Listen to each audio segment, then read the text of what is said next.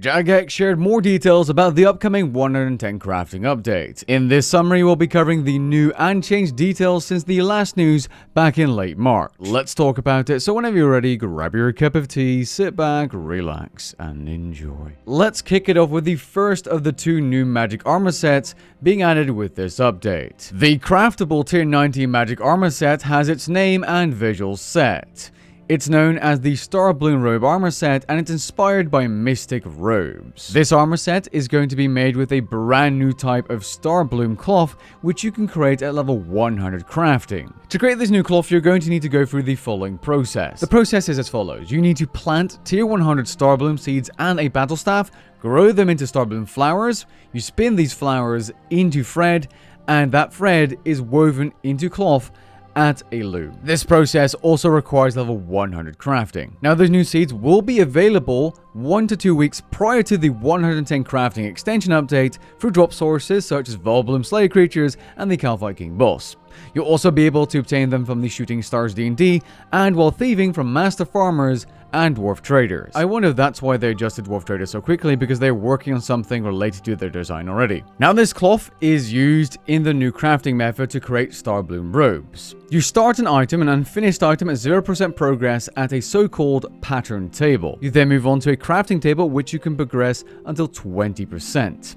You then need to move on to a tailor's dummy for the remaining 80%. Now, while working the item on a tailor's dummy, there's a chance for mistakes or miscuts, so to speak, which will not only cost you more thread, 2 per miscut, but if it happens 5 times, you actually need to go to the repairs table, or otherwise you're going to risk slower progress. So you're basically being punished for AFK. Now, you're going to be punished even more for AFKing, as there's a focus window mechanic while crafting, and it requires you to re-click the draft table or the tailor's dummy, essentially like a rock opportunity kind of thing, and that will give you bonus progress, and missing it will actually consume an extra thread. Although I'm not sure if this really matters, because they do mention that regular thread is going to be used throughout the crafting process, not the new thread. So if you have the 99 crafting cape, I suppose it doesn't matter. Now, this crafting process is similar to burial smithing or ascended rune crafting or martial fletching, where you can sacrifice the item for even more XP in the final upgrade phase, so to speak.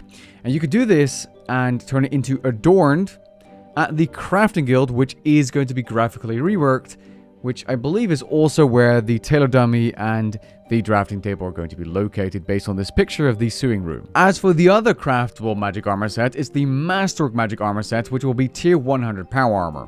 Unfortunately, there's no visual for this one yet, but what is being stated in this post is that this Masterwork armor set, and the ranged one coming up later this year, will inherit the Masterwork armor's effect, as well as the additional HP boost. So this is going to be pretty solid armor, as you'll have an additional HP boost, and you can turn big hits into smaller bleeds, just like the Trim Masterwork armor set for melee. Excellent for players looking for both a little bit of survivability and a lot of damage bonus. Now, there's more to this update, including 2 brand new resources, the first of which being Porcelain. You'll be able to gather this at the Everlight District at level 102 mining. There seems to be some kind of active mechanic where the stream of water will change at random, where you'll want to move to wherever the water's flowing to maximize your resources or clay per hour. Curious to see how that plays out. The new tier of clay will be used to craft a new highest tier of urns called Exquisite Urns between levels 100 and 110 crafting. XP per urn teleport or fill requirements